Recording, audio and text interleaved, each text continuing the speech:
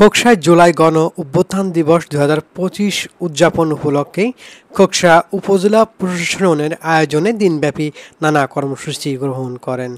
Kushtia খোকসায় ৫ August সকালে শহীদ মারুফ এবং শহীদ মাহিমের কবর জিয়ারতের মধ্য দিয়ে অনুষ্ঠানের শুভ সূচনা হয়।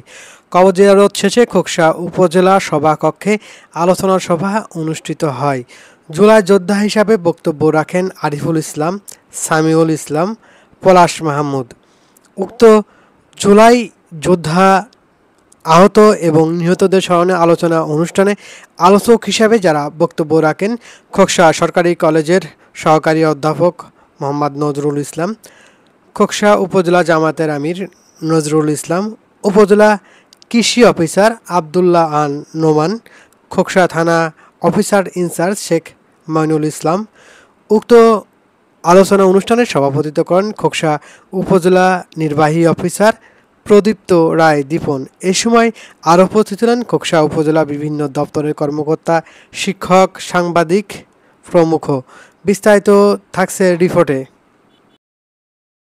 খুব সহজেই আমরা এগুলো থেকে উত্তরণ পাবো এবং আমরা এমন একটা বৈষম্যহীন সমাজ গঠন করতে চাই যেখানে আলাদা করে কারো দাবি উত্থাপন করতে হবে না। এবং তোর মা এখন সবাই জানেন এবং দেখছে, সেও আসতো, তোর মাও আসতো, ছেলেও আসতো, বাবা আসতো, মেয়ে আসতো, সবাই আসতো। এটা আসলে ওই সময় সবারই একটা মনের দাবি ছিল।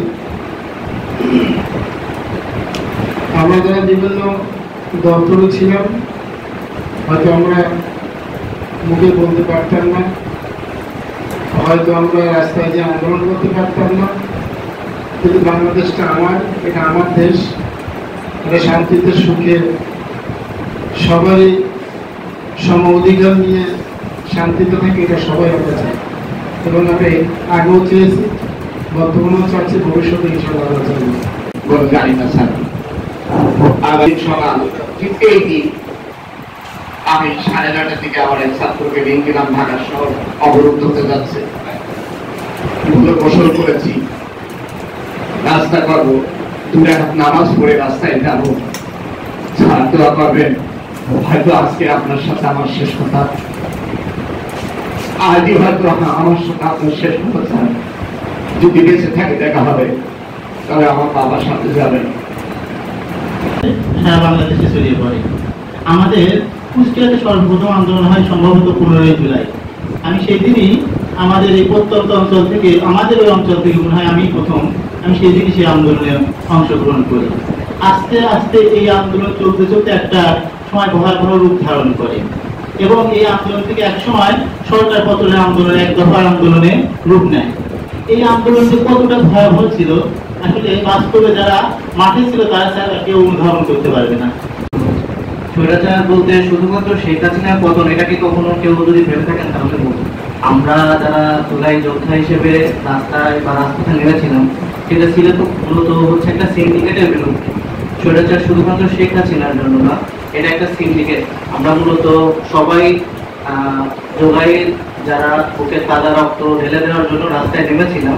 তো আমরা চেয়েছিলাম একটা সিন্ডিকেটের বিরুদ্ধে, সারা বাংলাদেশে যে স্বৈরাচার রেজিমের সিন্ডিকেট ছিল সেটা ভেঙে দেওয়ার জন্য অন্তর্বর্তী সরকার গঠন করা হয়েছে।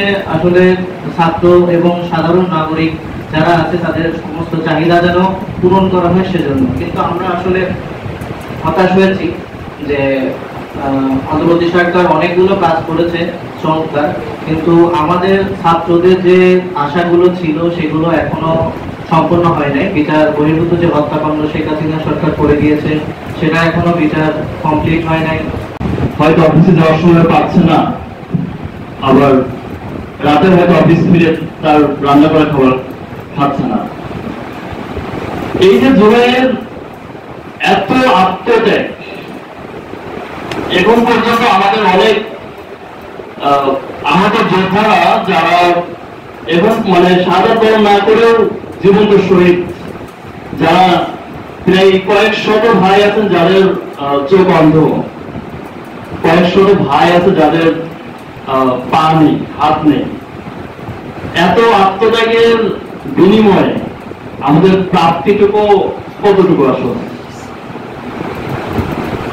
আমরা কিন্তু এখন স্বাধীনভাবে কথা বলতে পারছি, ফ্যাসিবাদ মুক্ত পরিবেশে কথা বলতে পারছি।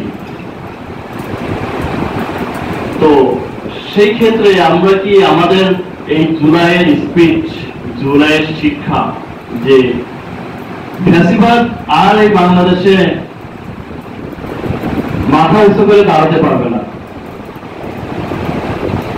তো ফ্যাসিবাদ যাতে মাথা উঁচু করে দাঁড়াতে না পারে, আর কেউ যাতে ফ্যাসিবাদী আচরণ করতে না পারে, আর যাতে কখনো চাঁদাবাজি, সন্ত্রাস, রাহাজানি, ধর্ষণ এগুলো না হয়, সেক্ষেত্রে যে করণীয়টা সেটা আসলে কতদূর?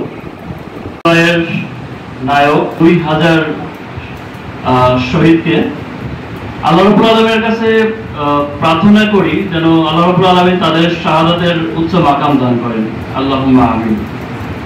আরো স্মরণ করছি আমাদের জুলাইয়ের সকল আহত যোদ্ধাদেরকে যারা এখন পর্যন্ত অঙ্গহানি হয়ে বিভিন্ন হসপিটাল, বাড়িতে এখন পর্যন্ত অসুস্থ অবস্থায় আছেন, এবং স্মরণ করছি আমাদের সকল জুলাইয়ের সহযোদ্ধাদের।